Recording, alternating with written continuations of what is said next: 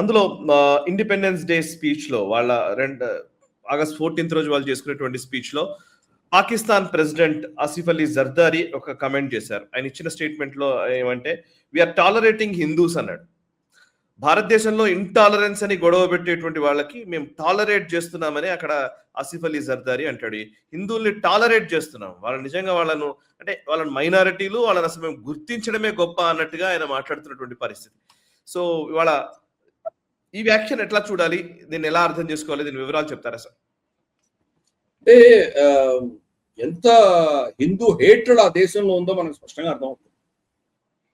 అంటే మేము 3 to 4% హిందువులను మేము టాలరేట్ చేస్తున్నాము అంటున్నాడు. టాలరేట్ ఎవరు చేస్తారు అంటే, నేను నచ్చదు కానీ సరే ఏదో సహిస్తున్నారు అన్నటువంటి పరిస్థితి. అక్కడ ఉన్నటువంటి హిందువులు పాకిస్తానీ పౌరులు. ప్రతి పౌరుడు మతానికి అతీతంగా ప్రతి ఒక్కరు కూడా సమాన హక్కులు ఉండాలి. మన దేశంలో ఉన్నటువంటి క్రిస్టియనా, ముస్లిమా, హిందువా సంబంధం లేదు. ప్రతి ఒక్కరికి కూడాను చట్టబద్ధంగా, మన రాజ్యాంగబద్ధంగా ఈక్వల్ హక్కులు అందరికీ ఉన్నాయి. ఇన్ఫాక్ట్ మైనారిటీలు ఇంకా ఎక్కువ హక్కులు ఉన్నాయి మన దేశంలో. మనకు రాష్ట్రపతి అవ్వచ్చు, ప్రధానమంత్రి అవ్వచ్చు, మనకు గవర్నర్స్ అయ్యారు, ఆర్మీ చీఫ్లు అయ్యారు, మనకు పెద్ద పెద్ద పదవులు అధిష్ఠించారు. కాబట్టి మన దేశంలో ఆ వివక్షతనే లేదు. ఆ దేశం చట్టమే చాలా క్లియర్ గా హిందువులు ఈ పదవులని అధిష్ఠించడానికి వీలు లేదు అని వాళ్ళ చట్టంలో రాసుకున్నారు. అంటే హిందూ హేట్రెడ్ అన్నది వాళ్ళ కాన్స్టిట్యూషన్ లోనే ఉంది. కానీ జిన్నా చెప్పిన దానికి చాలా భిన్నంగా వీళ్ళు ప్రవర్తిస్తున్నారు. జిన్నా ఏం చెప్పాడు? ఆగస్ట్ 11 ఆయన ఇచ్చిన స్పీచ్ లో, మీరు హిందువా, క్రిస్టియనా, ముస్లిమా సంబంధం లేదు, మీరందరూ పాకిస్తానీ పౌరులు అని ఆయన చెప్పాడు. దానికి భిన్నంగా ఈరోజు దాన్ని కంప్లీట్ గా మతమౌఢ్యంతో ఉన్న దేశంగా వాళ్ళు తయారు చేశారు. అదే ఈరోజు రిఫ్లెక్ట్ అవుతుంది. టాలరేట్ చేస్తున్నాము అంటున్నారు. టాలరేట్ చేసే అంత గొప్ప పని మీరు చేస్తున్నారు, మీరు ఎంత గొప్పవాళ్ళు అని అందుకు మెచ్చుకోవాలన్నమాట అందరూ. కానీ నిజంగా టాలరేట్ చేస్తున్నారా? పెద్ద ప్రశ్న. ఈరోజు మియా మిఠు అని ఒక వ్యక్తి ఉన్నాడు అక్కడ సింధులో. అతను చిన్న చిన్న పిల్లలు 10 ఏళ్ళు, 11, 12 ఏళ్ల పిల్లల్ని కిడ్నాప్ చేసి తీసుకువెళ్ళి ఒక ఫర్జీ సర్టిఫికెట్, ఈ అమ్మాయి మేజర్ అని చెప్పి ఒక సర్టిఫికెట్ తీసుకొస్తాడు. ఆ అమ్మాయిని ఒక వృద్ధుడైనటువంటి ముస్లింకి ఇచ్చి పెళ్లి చేస్తాడు. మత మార్పిడి చేసేసి పెళ్లి చేస్తాడు. ఆ తల్లిదండ్రులు కోర్టుల ముందర, ఆ పోలీస్ స్టేషన్ల ముందర హృదయ విదారకంగా వాళ్ళు గగ్గోలు పెట్టి ఏడుస్తున్నటువంటి దృశ్యాలు రోజు చూస్తుంటాం. కానీ గతి లేదు. ఆ కోర్టులు కానీ, ఆ ప్రభుత్వం కానీ వాళ్ళని మళ్ళీ ముస్లిం మతం నుంచి హిందూ మతానికి వెనక్కి పంపించే ధైర్యం ఎవరికి లేదు. ఒక గవర్నర్ ఈ బ్లాస్ఫమీ చట్టం, అంటే ఇస్లాంకి వ్యతిరేకంగా మాట్లాడితే కనుక ఉరి తీయాలి అన్న చట్టం తీసుకొచ్చారు వాళ్ళు.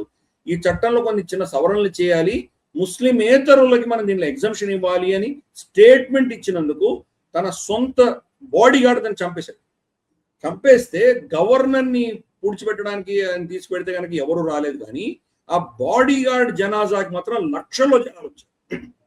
అంత మతమౌఢ్యం ఉన్నటువంటి దేశం. కాబట్టి ఈ రోజు ఆసిఫ్ అలీ జర్దారీ వీళ్ళని టాలరేట్ చేస్తున్నామన్న విషయంలో ఎక్కడ టాలరేట్ చేస్తున్నారు? క్రిస్టియన్ కాలనీల మీద అంతా పడి వాళ్ళు తగలబెడుతున్నారు, వాళ్ళ చర్చిలు తగలబెడుతున్నారు, వాళ్ళ పిల్లల్ని తగలబెడుతున్నారు, వాళ్ళు ఫోర్స్ కన్వర్ట్స్ చేస్తున్నారు.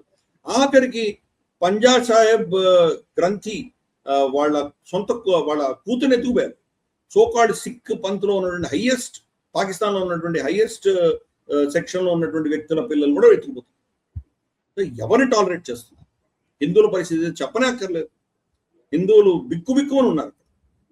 మనకు డానిష్ కనేరియా వాళ్ళ క్రికెటర్, హిందూ క్రికెటర్, అతను ఈరోజు అమెరికాలో వెళ్ళి సెటిల్ అయ్యాడు. అమెరికాలో వెళ్ళి రోజు ట్వీట్ చేస్తుంటాడు, నేను పాకిస్తాన్ కోసం ఇంత నేను పనిచేశాను, వాళ్ళ కోసం క్రికెట్ లో ఇంత చేశాను నేను, కానీ ప్రతిరోజు నన్ను వీళ్ళు చిత్రహింసలు పెట్టేవాళ్ళు, నన్ను అవమానించేవాళ్ళు, దావత్ ఇచ్చేవాళ్ళు, ఇస్లాం కన్వర్ట్ అవ్వని సతాయించేవాళ్ళు వీళ్ళు. నేను హిందువుని అన్నందుకు వీళ్ళు నన్ను చాలా అవహేళనగా చూసేవాళ్ళు, చాలా దారుణమైనటువంటి పరిస్థితుల్లో నేను బతికానని చెప్పి వీళ్ళు కూడా చెప్పుకుంటాడు మనీష్ అనేది.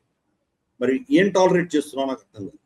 సింధులో స్కూల్స్ నుంచి మనకు వింటున్నటువంటి కథనాలు ఏంటంటే, హిందూ పిల్లలు పొరపాటున బావివో లేదా వాళ్ళకు ఉన్నటువంటి కామన్ రెఫ్రిజిరేటరో అక్కడ ఉన్నటువంటి మన కూలర్ దగ్గర నుంచో గ్లాస్ తీసుకొని తాగితే కనుక వాళ్ళని చితకబాతున్నారు. ముస్లిమ్స్ తాగే గ్లాసులో హిందువులు తాగడానికి వీల్లేదు. అలాగే కొంతమంది హిందువులని భారతదేశానికి రానికుండా ఆపారు. ఎందుకు?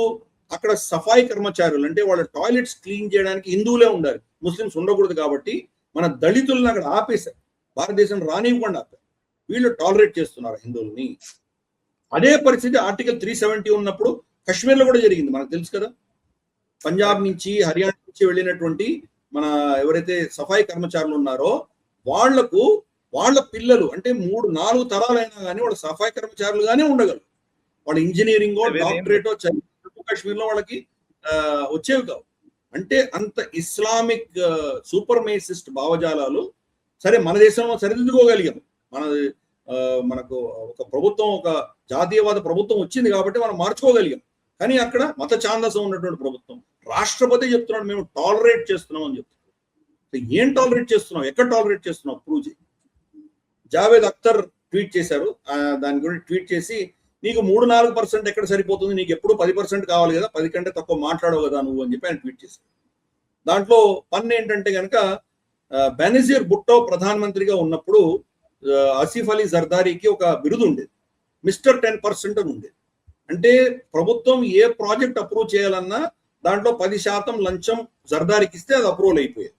అందుకనే 10% అని నేను పేరు పెట్టావు. అంటే నువ్వు లంచగొండి వ్యక్తివి, నువ్వు ఒక మత ఛాందసపు భావజాలం ఉన్నటువంటి వ్యక్తి, నువ్వు హిందువుల గురించి ఏం మాట్లాడుతున్నావు అని జావేద్ అఖ్తర్ ట్వీట్ చేశాడు. సో ఇది పరిస్థితి. ఈరోజు మనకు జమ్మూ కాశ్మీర్లో చూస్తే కనుక లైన్ ఆఫ్ కంట్రోల్ దగ్గర తీసుకొని మనం ఒకప్పుడు మిలిటెన్సీ హైట్ లో ఉన్నటువంటి ప్రతి గ్రామంలో కూడా ఈరోజు తిరంగా జెండా వాళ్ళు తీసుకొని వాళ్ళు ర్యాలీలు చేస్తున్నారు. టీ12లో ఈరోజు మనం చూసాం, శారదా మందిర్ రవీంద్ర పండిత గారు కట్టారు, 60 అడుగుల జెండా తీసుకొని పాకిస్తానీలు అక్కడ ఎదురుగా చూస్తుండగా వీళ్ళందరూ ర్యాలీలో వెళ్ళారు. సో మన దేశంలో ఎంత మార్పు వచ్చింది, వాళ్ళ దేశంలో మత ఛాందసం పెట్టుకొని ఎలా ఉన్నారో వాళ్ళు అర్థం చేసుకోవచ్చు. ఇది దారుణమైన పరిస్థితి అక్కడ హిందువులది. వాళ్ళ పరిస్థితి దుర్భరమైన పరిస్థితి, వాళ్ళ కాపాడడానికి కోసం అని చెప్పి ఈ ప్రభుత్వం సిఏఏ చట్టం తీసుకొస్తే దాన్ని ఎలా వ్యతిరేకించారో చూసాం. అంటే హిందువులు అక్కడ సర్వనాశనం అయిపోయి వాళ్ళు కన్వర్ట్ అయిపోయి వాళ్ళకి బానిసలుగా ఉండాలి, కానీ వాళ్ళు ఇక్కడికి వచ్చే ఒక గౌరవప్రదమైన జీవితం జీవించకూడదు అన్నటువంటి దారుణమైనటువంటి ఆలోచన ఈ అపోజిషన్ పార్టీ, కాంగ్రెస్ లాంటి పార్టీలు, సమాజ్వాదీ పార్టీలు లాంటి పార్టీల్లో ఎలా ఉందో మనం అర్థం చేసుకోవచ్చు. అందుకని ఈ పార్టీషన్ అయిపోయింది, వాళ్ళ పార్టీకి వాళ్ళు బతుకుతున్నారు, మన పార్టీకి మనం బతుకుతున్నాం అన్నది కానే కాదు. ఇప్పటికి కూడా హిందువులు కొన్ని 100,000 సంవత్సరాలుగా ఇన్ని ఇస్లామిక్ దాడులు అయినా కానీ కూడా పాకిస్తాన్ ఏర్పడిన తర్వాత కూడా ఇంకా అక్కడ హిందువులుగా ఉన్నటువంటి వాళ్ళ పరిస్థితి ఎంత దారుణంగా ఉందో అర్థం చేసుకోవాలి. కాబట్టి భారతదేశం వాళ్ళ పట్ల ఇది సరిహద్దుకు ఆవలి వైపు ఉంది అని చెప్పడానికి వీల్లేదు. సాంస్కృతిక పరంగా వాళ్ళని కాపాడవలసిన బాధ్యత మన ప్రభుత్వం మీద ఉన్నది. అన్ఫార్చునేట్ ఏ ప్రభుత్వం కూడా చేయవలసింది చేయలేదు, చేయాలని మనం కోరుకుందాం.